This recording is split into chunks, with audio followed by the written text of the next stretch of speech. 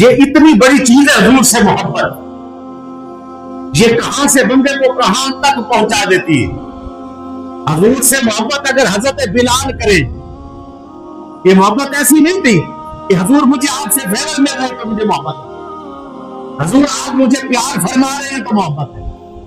محبت اس درجے کی ہے کہ جب آپ کو آپ کا مالک لٹاتا ہے، کوڑے مارتا ہے، تو حضور قریب سے گزرتے ہیں، دیکھتے ہوئے جا رہے ہیں، ادھر سے بھی دیکھتے ہوئے جا رہے ہیں، وہ کوڑے مار رہا ہے، حضور کیا کہتے ہیں؟ بلال صبر کر۔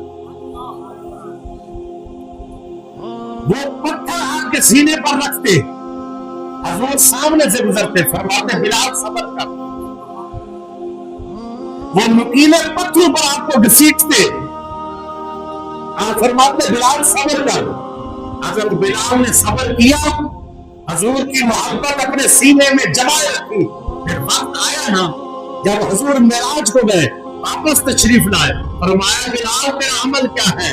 جب میں جنت میں تھا تو خشخشہ کا امامی تیرے جوتوں کی آواز چلنے کی وہاں آ رہی تھی۔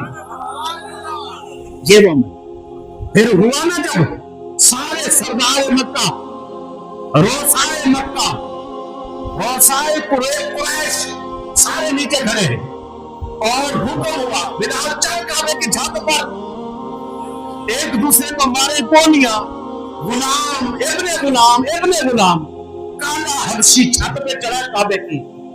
عزت آج اس کو اتنی ملی ہوئی ہے تو یہ وجہ کیا ہے؟